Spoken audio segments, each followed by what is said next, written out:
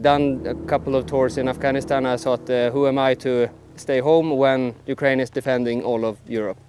So rather fight here now than later on at home. Most NATO volunteers had combat experience in places like Afghanistan or Iraq, but that doesn't prepare you for Ukraine. Last year it felt more like we were the Taliban here, because the enemy has everything and we had very little. Now it's more even, but I can't compare those. After World War II, entire generations of NATO soldiers trained for potential war with Russia in Europe. Now, more than 70 years later, that day has come. But here's the twist. They're not fighting in their own cities. They're in Ukraine, a country that's been fighting this war for 11 years. And the big question is, were the most experienced soldiers in the world truly ready for this? Today, NATO volunteers are telling the brutal truth about fighting the Russians. When Russia attacked Ukraine, it proved one thing. The borders of a sovereign European country mean nothing to them. And foreign volunteers understand this clearly. Poland will be next, or someone else. In the end, the Russians will come for all of us. They'll come everywhere, and that will be the end. Unless Europe wakes up, what can we do? We fight. Look at us here. We've got everything. Real experience, real combat. The Polish army doesn't have this. Please support this channel with a like. It helps us grow and bring you more stories from the front lines. According to the US-based Institute for the Study of War, 67% of Russians still support the war in Ukraine. So even if Putin is gone, would anything really change? We can't trust the Russians. Even if Putin disappears, they need to change their entire mindset. Right now, they're stuck in a zombie state. And the worst part, as they advance, they don't just fight soldiers. They wipe out entire villages in cities, only to raise their flag over the ruins. Killing innocent people, attacking villages. They're not targeting military operations, they're just attacking villages, as you can see. So we need to eradicate them from this place. Russian propagandists love to say that Russia wants peace, not war. And that's why the world should start negotiations on their terms. But it's hard to believe that when you've seen the ruins of Avdiivka, Bakhmut, or Mariupol. Can you really trust someone who came to kill? This soldier learned the hard way that Russian promises aren't worth the paper they're printed on. Russia has promised a lot of ceasefires or safe passages, and they've actually used it to kill the Ukrainian soldiers. And I personally don't believe a word Russia says, personally. Most NATO volunteers come to Ukraine with strong training and real combat experience. They're not here for money. They're here to stop the Russians before Putin's war reaches their own countries. This soldier's skills matter more than ever. Russia's invasion has left over 144,000 square kilometers of land contaminated with explosives. Imagine children, or their parents, accidentally stepping on a mine. That's what he's here to prevent. Yes, I was EOD, meaning like sapper, explosive ordnance disposal. So I did that in 2010 and 12. For 2 tours, 6 months each. Subscribe to the channel to learn more about modern warfare, Western tech, and raw stories straight from the front lines. Some of the volunteers are young, really young. They come to learn how to fight, so that if war ever comes to their home country, they're ready to stand up and defend it. I started thinking about coming to Ukraine when I was 17. I graduated high school, turned 18, and 4 days later I was in a bus to Ukraine, and here I am. To stop more NATO volunteers from joining Ukraine, Russia launched a massive information campaign, full of lies.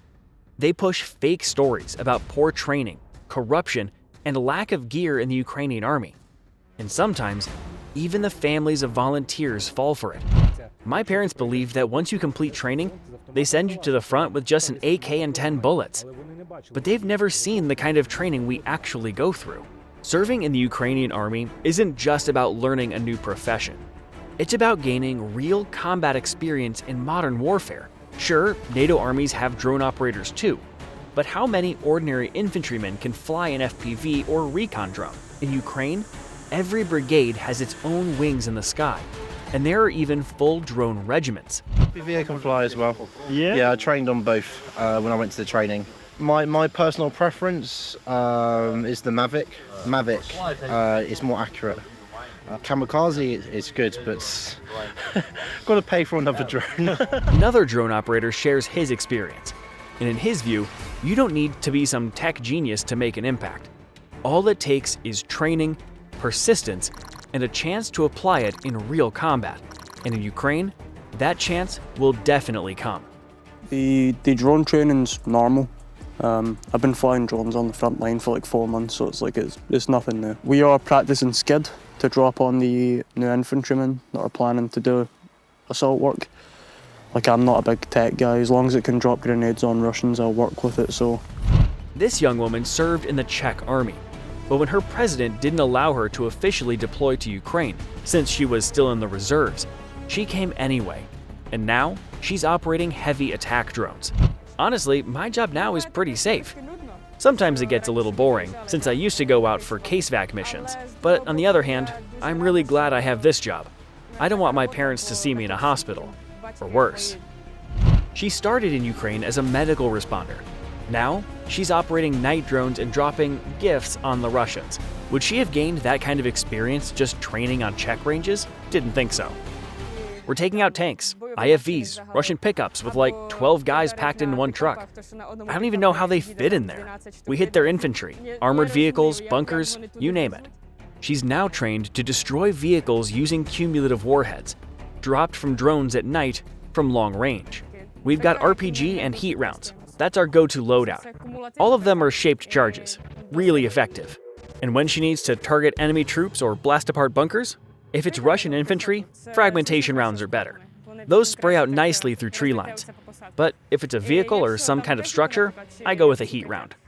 Another crucial responsibility for drone operators is supporting their fellow soldiers. Sometimes, they're stationed in areas where it's impossible to deliver even weapons or food. In those moments, the only thing you can count on is technology. We also do humanitarian drops. If the guys at the position need anything, we drop it to them. Many foreign volunteers contribute both on the front lines and behind them. Their knowledge and skills are some of the best weapons Ukraine has. In Kyiv, we were training civilians all the time. We were preparing them for the worst case. So we were teaching them how to survive, how to shoot the guns, how to help with medical stuff. But no theory matters unless it's put to use. This soldier trained with the Albanian army, but experienced incoming fire for the first time in Ukraine. Already bombed in Kyiv at the airport in Hostomel. I was there that day when, we were the first ones who got fired by the Russians that day. So I almost died that day like 5 or 6 times. I saw the bullets and 30 mics hitting at us. So that day, many people died there. This war has proven that one well-trained soldier is worth 10 inexperienced ones. But to carry out missions effectively, it takes more than a strong background. You need enough gear and ammunition. Unfortunately, despite all efforts to produce equipment locally, Ukraine still can't match Russia's scale. So, instead of armored vehicles, they often have to make do with whatever they can get. Been pretty hard going at times, mainly due to the fact of us having to use civilian vehicles, which a bit of a gripe with me having to use civilian vehicles. There's another issue: ammunition supply. NATO and Ukraine's production capabilities still don't exceed Russia's. That's why Ukrainian officials have to scrape together ammo from all over the world. And sometimes, the quality leaves a lot to be desired. Likewise for the state of the ammunition also. Having to use ex-Soviet stock 1970s, NATO can sort out a way of fast-tracking ammunition, so we get the ammunition quicker on the ground. It would save many lives. Due to supply problems, Caesar's group often has to sit under intense enemy fire without the ability to strike back. Because of the shortfall of ammunition that we're coming up against, we would like to lay fire down when we want. I know we have to support other companies or other battalions, but for every 100 rounds that the Russians throw towards us, we can possibly throw 10 back. Just for comparison, Here's the kind of firepower his crew used to have in past conflicts, where British volunteers could really lay it down on enemy positions. In the days of when I was in the parachute regiment, you'd get a fire mission and you'd have 4 mortar tubes all firing at the same time and expending maybe 40, 50 rounds per barrel. In this war, people who are willing to fight not just for Ukraine's freedom, but for all countries suffering from unprovoked aggression are dying simply because of a lack of ammo. Because being a warrior means protecting the vulnerable. And at the moment, we're doing less than 10 rounds per shoot, which it's a crying shame because you've got guys that we're covering and we can't just give the correct cover that they need. And it's heartbreaking. We hope this changes soon. If Ukraine and its allies can ramp up production of ammunition and equipment, there's still a real chance to stop Russia and prevent them from turning their sights on NATO. For now, the war in Ukraine is a rare opportunity for foreign volunteers to gain real combat experience, not simulated drills on safe training grounds. So, what are the most valuable skills Western volunteers can gain in Ukraine? Flying drones? Assaulting trench lines? Urban warfare? Share your thoughts in the comments.